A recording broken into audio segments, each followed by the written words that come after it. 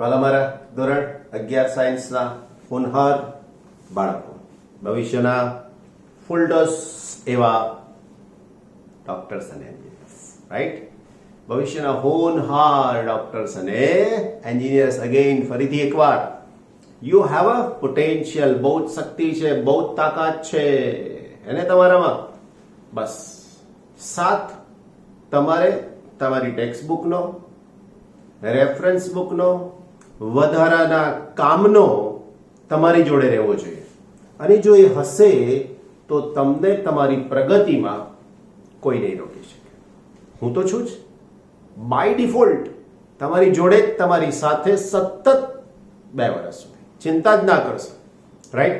Okay, પછાપાટી ધોરણ 11 science અત્યારે આપણે સરસ રીતે ચાલી રહ્યું છે. સિલેબસ ઘટ્યો વધ્યો આ તે કશું જ ધ્યાનમાં લીધું નથી. આપણે એક થિયરી કરાવીએ છીએ, એક દાખલો કરાવીએ છીએ. સિલેબસ ઘટ્યો પણ એનો મતલબ એવો નથી કે બોર્ડમાં ઘટાડ્યો હોય, અથવા તો આગળ ભવિષ્યમાં જેડબલઈ નીટમાં ઘટાડ્યો હોય, અથવા તો એના પછી આગળ કોલેજમાં. એટલે આ બધું નુકસાન, બરાબર? હવે આપણે એનો ભાગ બનવું નથી. હું મારા વાલાને પણ એમનો ભાગ બનવા દઈશ નહીં. આ ટેક્સ્ટ બુક રૂટીનની અંદર મારા બધા જ વિદ્યાર્થીઓ લાસ્ટ યર સુધી પૂરેપૂરી તૈયાર કરતા હતા. તો આજે તમે પણ એટલી જ તાકાત ધરાવો છો, તમે એટલી જ ક્ષમતા ધરાવો છો, તમારામાં પણ એટલો જ પાવર છે, એટલી જ ઉર્જા પણ છે, તમે એટલું જ કાર્ય પણ કરવા માંગો છો. તો ભૂલી જાઓ કે સિલેબસ ઘટ્યો છે, ચિંતા જ નથી કરવી. આપણે બધું જ તૈયાર કરવું છે. કારણ કે ફિઝિક્સની અંદર અમુક વસ્તુ ઉઠાવી લીધી છે જે આપણને મજા નહીં આવે. સમજાઈ ગયો? અને જે વસ્તુમાં વચ્ચેનો ભાગ નીકળી જાય ને એના પછીનો ભાગ આવતો હોય તો એ કેવી રીતે તૈયાર કરવું મને કહો. 1 થી 100 સુધી મારે તમને શીખવાડવાના છે. પણ હું 35 ના શીખવાડું, 48 ના શીખવાડું, 52 ના શીખવાડું, 90 ના શીખવાડું, એમ કહો તમને 1 થી 100 આવડી ગયા, ચાલે? ના ચાલે. બસ તો તમે, હા, પરીક્ષા આવે તે વખતે જે પ્રમાણેનો નિયમ, જે પ્રમાણેની વસ્તુ એ પ્રમાણે આપણે એડજસ્ટ કરી લેવાનું. પણ રાઈટ નાવ નોલેજ તમારામાં ક્યાંય કમી રહેવી જોઈએ નહીં. આ ટેક્સ્ટ બુક આપણી કશું જ કહેતા એક પણ વસ્તુ બાકી ના રહેવી જોઈએ. સાઉન્ડ એકદમ લેવલથી કામ કરવાનું રહેશે. ફરીથી એકવાર, બધું જ કામ, પૂરેપૂરું કામ અને 100% વર્ક તમારા દ્વારા, હું તો કરીશ જ, તમારા દ્વારા કરવાનું રહેશે. સરસ, ખ્યાલ આવી ગયો ને? બહુ જ સરસ મારા વાલા બાળકો. ચેપ્ટર નંબર 6 ની વાત કરી રહ્યા છીએ આપણે. પેજ નંબર 137 પર ક્વેશ્ચન નંબર 6.17, સ્વાધ્યાયનો દાખલા નંબર 6.17. એક લોલકના ગોળા એને લંબ સાથે 30 ડિગ્રીના ખૂણેથી છોડતા આકૃતિ 6.15 માં દર્શાવ્યા મુજબ એટલા જ દળના ટેબલ પર સ્થિર રહેલા તટ્ટા બી સાથે અથડાય છે. અથડામણ બાદ ગોળો એ કેટલે ઊંચે સુધી જશે? ગોળાઓના કદ ને અવગણો અને અથડામણ સ્થિતિસ્થાપક છે તેમ માનો. લાસ્ટ સ્ટેટમેન્ટ બહુ જ અગત્યનું છે. ઓકે, આકૃતિ દોરું જરા તમને સમજાય એટલા માટે. તો આકૃતિની અંદર તમને જે વાત કરી છે એમાં આવું કંઈક છે. આ દ્રઢ આધાર કહેવાય. આવું જે બતાવે ને એને દ્રઢ આધાર કહેવાય. જેમ કે છત છે, ત્યાં હુક જેવું હોય, ત્યાંથી દોરીને લટકાવી દીધી હોય તો એ છત એ દ્રઢ આધાર થઈ ગયો. ઓકે, હવે એની સાથે અહીંયાથી આવો એક ગોળો અહીંયા છે, રાઈટ? આ એની સામાન્ય પોઝિશન. આપણને સામાન્ય પોઝિશનની જરૂરિયાત નથી, આપણને અહીંયાની સ્થિતિની જરૂરિયાત છે કે જે આની સ્થિતિ સાથે 30 ડિગ્રીનો ખૂણો બનાવશે. હવે આ ગોળો જ્યારે અહીંયા આવે છે ત્યારે અહીંયા એક બીજા ગોળાને આ સપાટી ઉપર મૂક્યો છે, રાઈટ? હવે જ્યારે આ ગોળો આને અથડાશે, બરાબર, અહીંયાથી આમ આવશે આનો પથ. તો અહીંયા જ્યારે આને અથડાશે ત્યારે આ એ નામ આપ્યું છે, આને બી નામ આપ્યું છે. દળ આનું એમ છે એવું દળ આનું પણ એમ જ છે, રાઈટ? સમજો હવે આ પરિસ્થિતિમાં તો ગોળો એ કેટલે સુધી ઊંચે જશે? બસ ક્લિયર. તો અહીંયા અથડામણ સ્થિતિસ્થાપક છે. અહીં અથડામણ સ્થિતિસ્થાપક છે.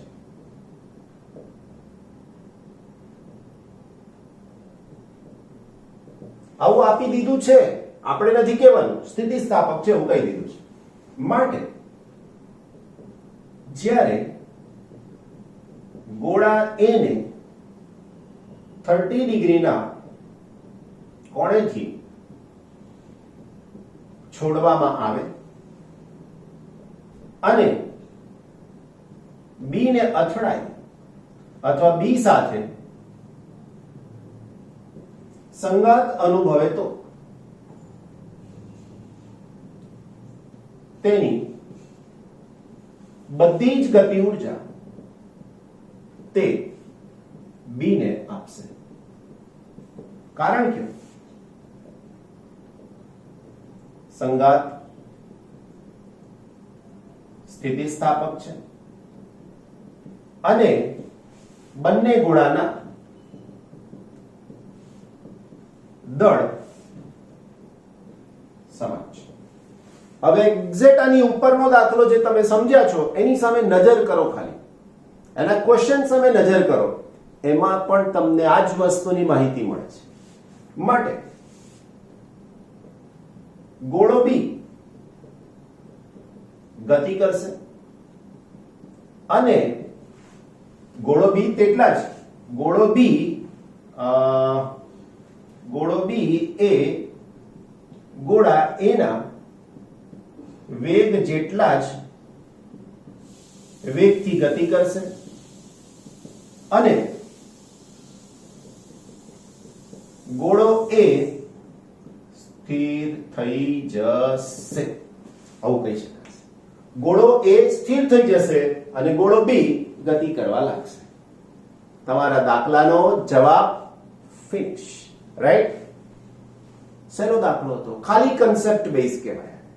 ઓકે ઓકે ભલા બાળકો, નેક્સ્ટ આપણી પાસે question number 6.18 on page number 137. Right? શું કહેવા માંગે છે? એક લોલકના ગોળાને સમક્ષિતિજ સ્થાન પરથી છોડવામાં આવે છે. લોલકની લંબાઈ 1.5 મીટર હોય. L is equal to 1.5 metre.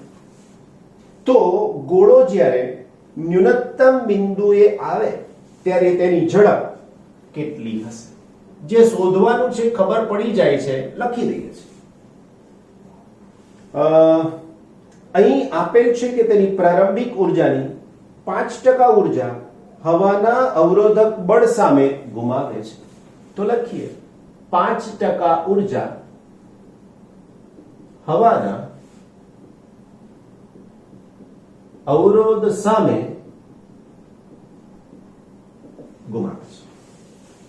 Clear થઈ ગઈ આટલી વાત? હવે હું તમને આની સાથેની એક માહિતી આકૃતિ દોરીને સમજાવું. તો આ દ્રઢ આધાર થઈ ગયો આપણો. રાઈટ? હવે શું કીધું છે? તો કે દોરીને આ બિંદુ લઈએ, કારણ કે દ્રઢ આધાર પછી તમને દોરી નહીં દેખાય. આવી સ્થિતિ છે, સમક્ષિતિજ સ્થાન. તો અહીંયા લખી શકું સમક્ષિતિજ સ્થાન. ઓકે, હવે ત્યાંથી એને છોડો તો ગોળો અહીંયાના સ્થાને આવશે. રાઈટ? હાલમાં આ ઊંચાઈ જો હું તમને બતાવું તો આ ઊંચાઈ બરાબર h બરાબર l. l કેમ? તો કે દોરીની લંબાઈ જેટલી ઊંચાઈ છે. તો અહીંયા આપણે એવું કહી શકીએ, બે સ્થાન લઈએ, A અને B. તો આ બિંદુઓ થઈ ગયું, આ સ્થાન A થયું અને આ સ્થાન B થયું. તો ગોળા પાસે એ સ્થાને સ્થિતિ ઉર્જા મહત્તમ છે, કારણ કે એ સ્થાને ગોળો સ્થિર છે. જ્યારે B સ્થાને આવશે ત્યારે તો તે વખતે ગોળા પાસે એ બધી જ સ્થિતિ ઉર્જાનું ગતિ ઉર્જામાં રૂપાંતરણ થઈ ગયું હશે. તો એક ઉર્જા ગુમાવાઈ અને બીજી ઉર્જા મળી. ક્લિયર એકદમ? બહુ સરસ. આ કન્સેપ્ટ જ તમારા માટે અગત્યનો છે, આ સમજૂતી તમારા માટે અગત્યની છે. તો અહીંયા લખી શકીએ ઉર્જા સંરક્ષણના નિયમ મુજબ. બરાબર? એ સ્થાને સ્થિતિ ઉર્જા બરાબર બી સ્થાને ગતિ ઉર્જા. ક્લિયર થઈ ગયું? પણ માહિતી એવું કહે છે કે 5% ઉર્જા અવરોધક બળ વિરુદ્ધ ગુમાવાય છે. એટલે મારે અહીંયા લખવું પડે કે ગોળો 5% જેટલી ઉર્જા ગુમાવે છે, માટે તેની પાસે બી સ્થાને 95% જેટલી ઉર્જા નું ગતિ ઉર્જામાં રૂપાંતરણ થાય. કઈ ઉર્જા ઘટી છે? સ્થિતિ ઉર્જા. અહીંયા વધારે છે, અહીંયા ઓછી થઈ છે, એટલે એમાંની 5% ઓછી થશે. સમજી લેજો, ગતિ ઉર્જામાં કશો ફરક નથી પડવાનો, કારણ કે એ તો છેલ્લો જવાબ છે. બરાબર ને? તો હવે જે કન્સેપ્ટ આપણે લીધો એની અંદર સ્થિતિ ઉર્જાનું સૂત્ર થાય mgh.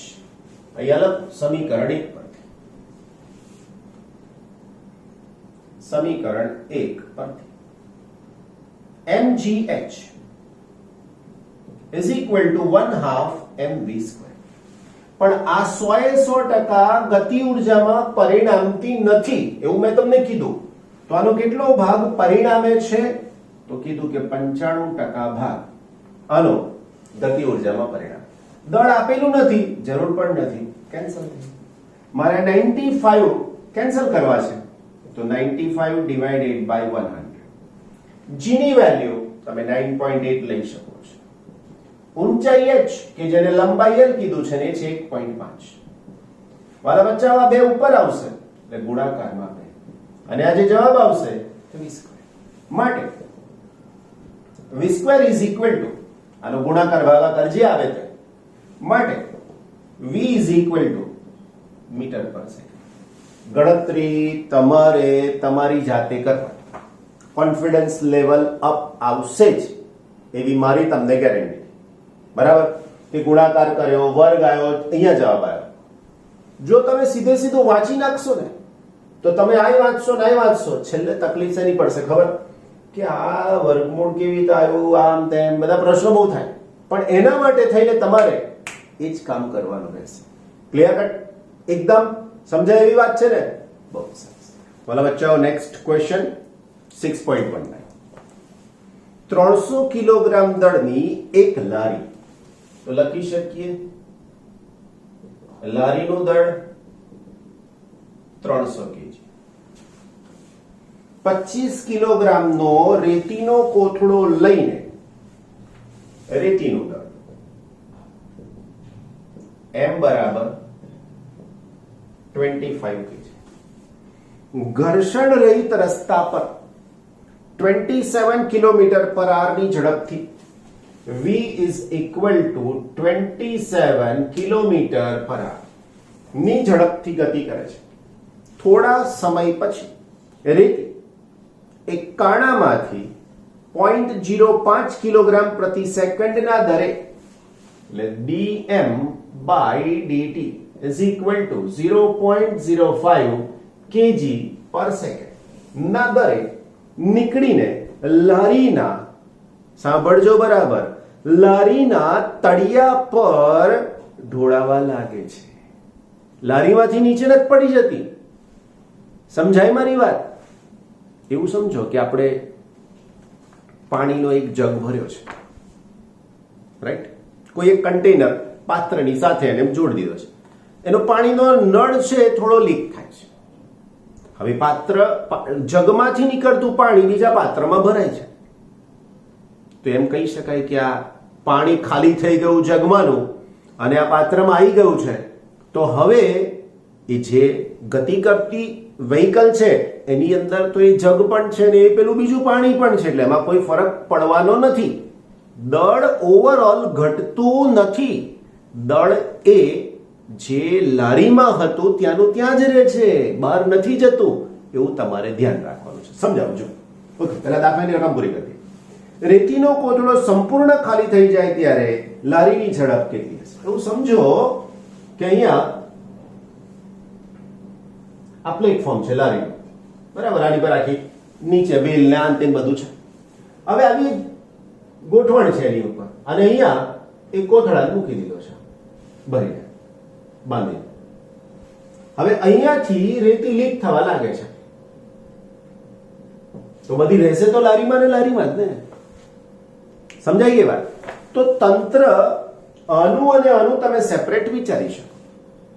દળ ઘટવાનું નથી એટલે જવાબમાં માત્ર, હું લખતો નથી, જવાબમાં માત્ર આટલું જ લખવાનું. અહીં લારી અને રેતીના કોથળાના બનેલા તંત્રની શરૂઆતની ઝડપ અચળ છે.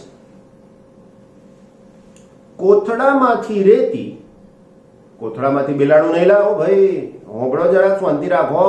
હા, કોથળામાંથી રેતી આટલા અચળ દળે નીકળી અને લારીની સપાટી પર, લારીના તળિયા પર જ રહે છે.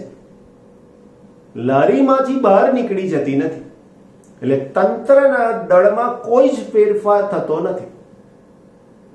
અને પરિણામ સ્વરૂપ છેલ્લો પ્રશ્ન પૂછ્યો છે ત્યારે લારીની ઝડપ કેટલી હશે? તો કહી શકાય એકદમ સ્પષ્ટ, પરિણામ સ્વરૂપ લારીની ઝડપમાં કોઈ ફેરફાર થતો નથી. હા, એક વસ્તુ થાય, જો આ રેતી નીકળીને બહાર જતી હોત તો તમારે એ વાતને બહુ જ કોન્શિયસલી, ધ્યાનપૂર્વક સમજવું પડતું, ગણવું પડતું અને વિચારવું પડતું. આવું ક્યાં થાય ખબર?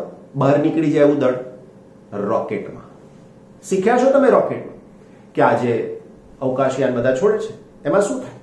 તો કે શરૂઆતમાં બહુ જ જબરજસ્ત અંદરથી ટ્રીમેન્ડસ ધક્કો લાગવો જોઈએ, કારણ કે એની વ્હીલ છે નહીં ભાઈ, ઉપર જવાનું છે. આમ જવાનું હોત તો વાંધો નતો, પ્લેન છે તો દોડીને આમ જાય, પણ આમ તો સીધું આમ જવાનું છે, ના ચાલે, રાઈટ? તો એના કારણેથી શું કહીએ છીએ આપણે? તો કે એમાં બુસ્ટર રોકેટ આવે છે. અમુક જ ઊંચાઈ જાય, માંડ 2-3-4 કિલોમીટરની ઊંચાઈ જાય, બુસ્ટર રોકેટ એમાંથી બુસ્ટરનો ભાગ નીકળી જાય. પછી એનાથી આગળ જાય પછી બીજો ભાગ નીકળે, પછી આગળ જાય પછી બીજો ભાગ નીકળે. તમને એમ થાય કે બધા જોડવાનું શું કરવા, જો નીકળી જ જવાનું હોય તો. એમાં ફ્યુઅલ ભરેલું છે, બળતણ ભરેલું છે. હવે બળતણ એ ભાગનું ખલાસ થઈ ગયું તો એનું કામ શું મને કહેશો? રોકેટનું દળ વધારવાનું કામ કરવાનું એને. તો બળતણ નીકળી ગયું છે તો એ ભાગ પણ છૂટો થઈ જાય ઓટોમેટિકલી. હવે જો એ ઓટોમેટિકલી છૂટો થઈ જાય તો રોકેટનું દળ ઘટે, દળ ઘટે તો ઝડપ વધે. અહીંયા દળ ઓવરઓલ તંત્રનું ઘટવાનું નથી, એટલા માટે ઝડપ બદલાશે. ક્લિયર થઈ ગઈ ને મારી વાત? એકદમ સરળ રીતે છે. ફાઇન, બરાબર કહો. નેક્સ્ટ આપણો ક્વેશ્ચન નંબર 6.20, બરાબર ને? શું કહે છે? 0.5 કિલોગ્રામનો એક પદાર્થ, દળ આપી દીધું છે, તરત જ લખી જ નાખવાનું કે m બરાબર 0.5 કિલોગ્રામ. ઓકે, ના સીધી રેખામાં v is equal to a x raised to 3/2 થી જાય છે, બરાબર? મુસાફરી કરે જાય છે, જ્યાં a is equal to a બરાબર 5 m raised to -1/2. હવે આનો એકમ આના ઉપરથી સેટ થતા હોય એટલે આપણે બહુ ચિંતા કરવાની નહીં. x બરાબર 0 થી x બરાબર 2 સ્થાનાંતર દરમિયાન પરિણામી બળ વડે થયેલું કાર્ય. x બરાબર 0 થી x બરાબર 2 મીટર દરમિયાન કાર્ય. આવું લખો એટલે એક વિઝન તમારું ક્લિયર થઈ જાય. જવાબની શરૂઆત આપણે જે કરવી છે એમાં શું છે તે સમજાવો. નક્કી મને કાર્ય શોધવાનું છે પણ એમાં વેગ આવવો જોઈએ, રાઈટ? તો અહીંયા લખી શકું F જેટલા બળની અસર હેઠળ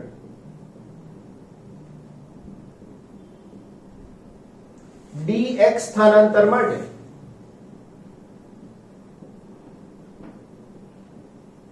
કાર્ય લખી શકું હું dw is equal to f into dx. Correct? પણ f શું છે મને ખબર છે, તો કે f is equal to ma into dx. હવે આ લખવાનું ના હોય. બીજું, પ્રવેગ બરાબર શું લખી શકાય, તો કે m into dv by dt into dx. મારી પાસે વેગનું સૂત્ર છે અને આ અંતર માટેનું સંકલન આવવાનું છે. હવે બે સાથે ના રાખી શકાય, એટલે હું અહીંયા થોડુંક ચેન્જ કરું, m into dx by dt અને એની સાથે dv. વધારાની જે માહિતી આપણે આપી એમાં શું આવ્યું, તો સૌથી પહેલા f is equal to મેં લખ્યું ma, a is equal to લખ્યું dv by dt અને હવે લખીશ dx by dt is equal to v. જોઈ લેજો,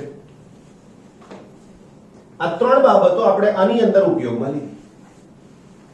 આ હજુ લઈ રહ્યા છીએ ત્રીજી બાબત. તો માટે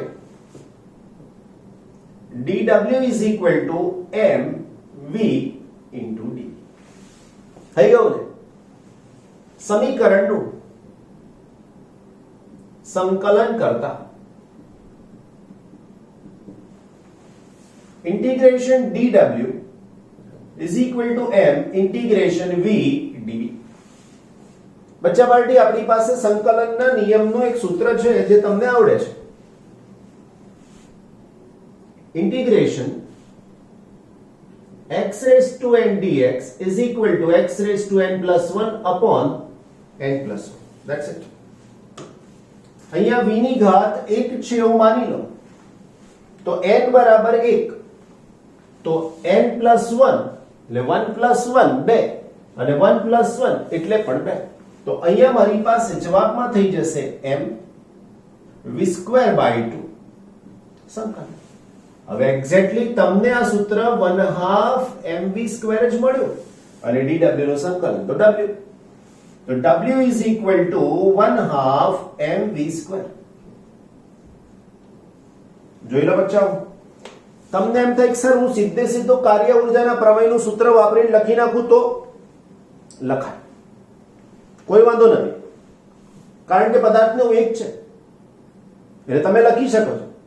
પણ કન્ડિશન મને એવી નથી આપી કે એનો પ્રારંભિક વેગ શું છે તે, અંતિમ વેગ શું છે તે.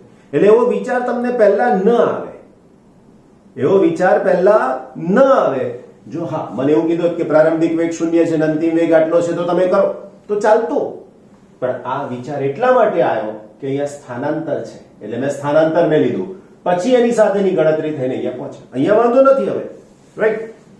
હવે આ v ની કિંમત અહીંયાથી લઈને અહીંયા મૂકી દો, તો w is equal to 1/2 m, v ની value a x raised to 3/2 and whole raised to 2.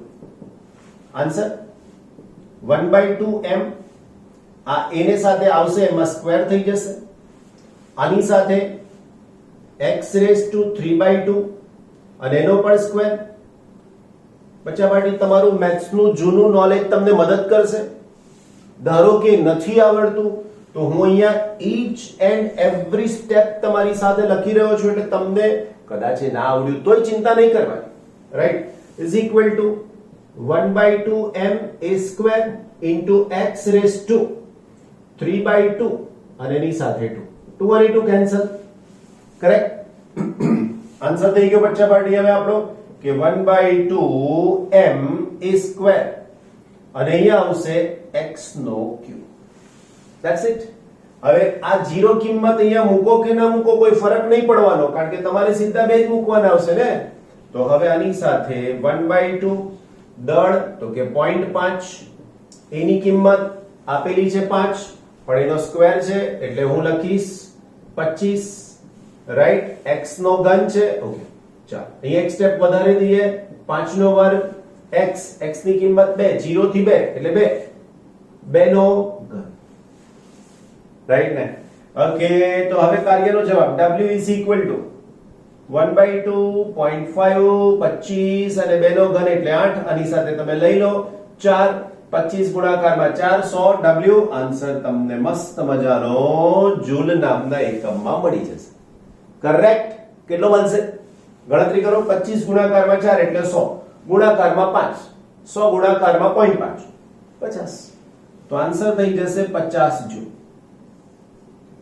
મસ્ત મજાનો, સરસ મજાનો જવાબ. ઓકે વાલા બાળકો, નેક્સ્ટ ક્વેશ્ચન 6.21. સરસ મજાનો દાખલો છે. મજાનો એટલે એવું ખબર પડે કે વાસ્તવિકતામાં કઈક ઘટના બનતી હોય તો એનાથી આઉટપુટ શું મળી શકે છે. જો સૌથી પહેલા એક પવનચક્કીના પાંખિયા ફરે ત્યારે એ જેટલા ક્ષેત્રફળનું વર્તુળ આવરી લે છે. તો અહીંયા લખી શકીએ વર્તુળનું ક્ષેત્રફળ બરાબર કોના વડે ઘેરાય છે ક્ષેત્રફળ? તો એના પાંખિયા વડે. નંબર 1, જો પવન v વેગથી આ વર્તુળને લંબ રૂપે વહેતો હોય તો t સમયમાં કેટલા દળની હવા તેમાંથી પસાર થશે? એનો મતલબ પહેલા ક્વેશ્ચનમાં મને શોધવાનું છે હવાનું દળ. બીજા ભાગમાં પૂછ્યું છે હવાની ગતિ ઊર્જા બી માટે. ત્રીજા ભાગ માટે પૂછ્યું છે પવનચક્કીની પવન ઉર્જાનું 25% વિદ્યુતમાં રૂપાંતરણ કરે છે. એ બરાબર 30 મીટર સ્ક્વેર આપ્યું છે. વર્તુળનું ક્ષેત્રફળ એ બરાબર 30 metre square, sorry 30 metre square, right? Okay. v બરાબર 36 કિલોમીટર પર આર. v વેગ છે 36 કિલોમીટર પર આર.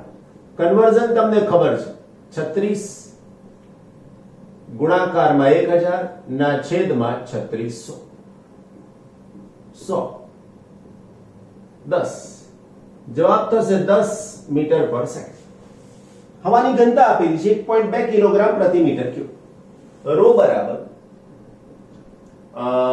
1.2, ઓકે ફાઇન, 1.2 kg પર મીટર -3. kg પર નહીં બોલાય, kg મીટર -3. પર બોલો તો -3 નહીં બોલવાનું. કેટલો વિદ્યુત પાવર ઉત્પન્ન થશે? તો અહીંયા લખી શકીએ વિદ્યુત પાવર બરાબર ખાય છે. તો હવાનું દળ શોધવાનું છે, ગતિ ઊર્જા શોધવાની છે, બાકીની માહિતી આપણી પાસે છે. તો અહીંયા લખી શકીએ જવાબ પવનચક્કીના પાંખિયાથી ઘેરાતું ક્ષેત્રફળ એ પવનનો વેગ v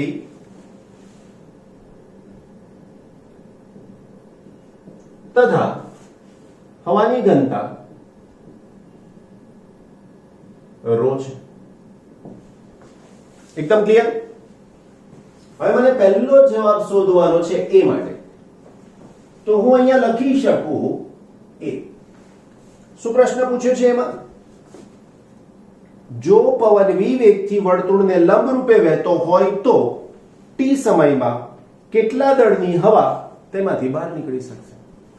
ઘનતા છે મારી પાસે, દળ જોઈએ છે એટલે કન્સેપ્ટ એક જ આવે. લખી શકે t સમયમાં વર્તુળને લંબ રૂપે એટલે કે ક્ષેત્રફળને લંબ રૂપે, વર્તુળ ક્ષેત્રફળ એવું લખીએ કમ્પ્લીટ એકદમ, વર્તુળ ક્ષેત્રફળને લંબ રૂપે બહાર જતી હવાનું દળ m બરાબર રો ઇન્ટુ v. વાલાઓ કન્સેપ્ટ કઈથી આવ્યો? તો કે બહુ સહેલો છે. ઘનતા બરાબર દળના છેદમાં કદ. બસ દળનું સૂત્ર આવી ગયું. ઘનતા બદલાવાની નથી, અમારે કદ શોધવાનું થયું. લખી શકીએ, પરંતુ કદ બરાબર ક્ષેત્રફળ ગુણાકારમાં અંતર. બહુ સિમ્પલ સામાન્ય કન્સેપ્ટ છે, અગાઉ પણ સમજાયો છે મેં તમને કે કદ બરાબર ક્ષેત્રફળ ગુણાકારમાં અંતર અથવા ઊંચાઈ. રાઈટ. હવે મારો પ્રશ્ન ખાલી ડી શોધવાનો છે. હવાનો વેગ v છે એવું કીધું છે તમે, રાઈટ. તો હવે હું આવું લખી શકું, પવન દ્વારા પવનનો વેગ v છે માટે t સમયમાં કાપેલ અંતર બરાબર d બરાબર v * t થઈ ગયું. હવે આ તો વેગનું સૂત્ર હતું બચ્ચા પાર્ટી, એટલે લખ્યું ને વેગ બરાબર અંતરના છેદમાં સમય, તો અંતર બરાબર વેગ ગુણાકારમાં સમય. માટે કદ બરાબર v બરાબર ક્ષેત્રફળ ગુણાકારમાં અંતર એટલે v * t. માટે હવાનું દળ બરાબર m બરાબર ρ * v. હવે v એટલે અહીંથી લઈ લઈએ તો હવે જવાબ થઈ જશે ρ a v t. આ v એટલે કદ અને આ v એટલે વેગ. તો આ તમારો પહેલા પ્રશ્નનો જવાબ થઈ ગયો. નંબર બી જોઈએ છે. હવે મને નંબર બી માં પૂછ્યું છે હવાની ગતિ ઊર્જા કેટલી હશે. રાઈટ. ટેક્સ્ટ બુક જ છે તમારી પાસે, અંદર પ્રશ્નો છે, જોતા રહેજો. રાઈટ ને, એટલે તમને પણ ખબર પડે. હવાની ગતિ ઊર્જા is equal to 1/2 mv². બરાબર ને? ઓકે. બચ્ચા પાર્ટી 1/2. હવે દળ તો તમારી પાસે છે જ, ખાલી મૂકવાનું છે. તો 1/2 into ρ a v t into v². તો જવાબ છેલ્લો એકદમ. માટે ગતિ ઊર્જા બરાબર 1/2 ρ a v³ into t. Bacha party, this is your second answer, right? Now we move on the third question, right? So the third question, see what they ask. They ask that what about the electrical power you have to calculate, right? ચિંતા ના કરશો, ગુજરાતીમાં જ ભણાઈશ, હે ને? Okay. તો અહીંયા આપણને કાર્યક્ષમતા આપી છે. તો અહીંયા લખું છું કાર્યક્ષમતા n બરાબર આઉટપુટ પાવર ના છેદમાં ઇનપુટ પાવર. વાલા બચ્ચાઓ, આઉટપુટ પાવર તરીકે શું લેશો? કોને લેશો? તો કે આઉટપુટ પાવર તરીકે લઈશું વિદ્યુત પાવર ના છેદમાં ઇનપુટ તરીકે. તો અહીંયા લખી શકીએ ઇનપુટ કોણ છે? તો કે આ પવન દ્વારા મળતો પાવર. રાઈટ. તો અહીંયા ઇનપુટ અને આઉટપુટ ની અંદર ઓકે કાર્યક્ષમતા પાવર લખીએ એના કરતા આપણને ઊર્જા પૂછ્યું છે. જો કેટલો વિદ્યુત પાવર ઉત્પન્ન થશે, ગતિ ઊર્જા કેટલી હશે. ઓકે ફાઇન, તમે પાવર લખી શકશો, કઈ વાંધો નથી. સમય બંનેના કેન્સલ થઈ જશે. ઇનપુટ પાવર તરીકે પવન ઊર્જાનો પાવર, પવન ઊર્જાને કારણે પાવર. વાલા બચ્ચાઓ, કાર્યક્ષમતા 25%. Okay C 25%. અહીંયા લખીશ 25% ઇઝ ઇક્વલ. વિદ્યુત પાવર જોઈએ છે તો આપણે પહેલા એનું સૂત્ર બનાવી દઈએ ને બચ્ચાઓ, તકલીફ ના પડે. તો વિદ્યુત પાવર બરાબર n into input power. Right. Okay. આ n એટલે કેટલા? તો કે 25%. ઇનપુટ પાવર નું સૂત્ર આવ્યું 1/2 ρ a v³ અને t. સમજાઈ ગયું ને કે ના સમજાયું? ઓકે. તો હવે આની સાથે ગણતરી કરવી પડશે. રાઈટ. પાવર તો સમય તમારે અહીંયા લઈ લેવો પડે. અહીંયા મેં પહેલેથી પાવરના છેદમાં પાવર મૂકી દીધું છે, એટલે મારે અહીંયા સમય એકમ લઈ લેવો જોઈએ. હવે ધારો કે મારે એવું નથી થતું તો અહીંયા મારે લખવું પડશે ઉર્જા. બરાબર. હવે હું અહીંયા લખું છું ઉર્જા, ધ્યાન રાખજો. વિદ્યુત પાવરની જગ્યાએ વિદ્યુત ઉર્જા, પવન ઉર્જા, રાઈટ. આવું કરવાથી આ ટી ની સાથે ન્યાય આપી શકાશે. તો વિદ્યુત પાવરની જગ્યાએ લખું વિદ્યુત ઉર્જા. બરાબર ધ્યાન રાખજો. હવે હું શબ્દ વાપરું છું વિદ્યુત ઉર્જા, રાઈટ. વિદ્યુત ઉર્જા બરાબર વિદ્યુત પાવર. વિદ્યુત પાવર બરાબર વિદ્યુત ઉર્જા ના છેદમાં સમય. જોઈ લો, આ સમય અહીંયા મૂકી દીધો મેં, હે ને? તો હવે આ 25% 1/2 row a v cube t divided by t. હવે tt કોણ? કોઈ પ્રશ્ન નહીં આવે હવે તમારા મગજને. 25% વાલા બચ્ચાઓ એટલે 25 ના છેદમાં 100. 1/2 તો 1/2 રહેવાના જ છે મારા વાલાઓ. રો ઘનતા આપી છે 1.2. વાલા બચ્ચાઓ ક્ષેત્રફળ છે 30. ફાઇન. એ હવે v વેગ કેટલો છે? 36 ની જગ્યાએ 10 કર્યા ને આપણે પછી કન્વર્ટ કરીને, તો એવું જોવાનું પાછું, હે માટે વિદ્યુત પાવર બરાબર આ જવાબ થઈ જશે. શેમાં આવશે આ જવાબ? વોટમાં. એને તમારે શેમાં કન્વર્ટ કરવાનો? તો કે ગુણાકારમાં 10³ વોટ. હવે આ 10³ કાઢી નાખો તો એ તમને આન્સર આપશે કિલો વોટ. કારણ નોર્મલી વિદ્યુત પાવરને કિલો વોટમાં સમજાવતા હોઈએ છીએ, એટલા માટે એને કિલો વોટમાં કન્વર્ટ કરે. બાકી જરૂર નથી કે કરવો જ પડે, બેટર આપણે સમજાવી શકીએ. ઓકે.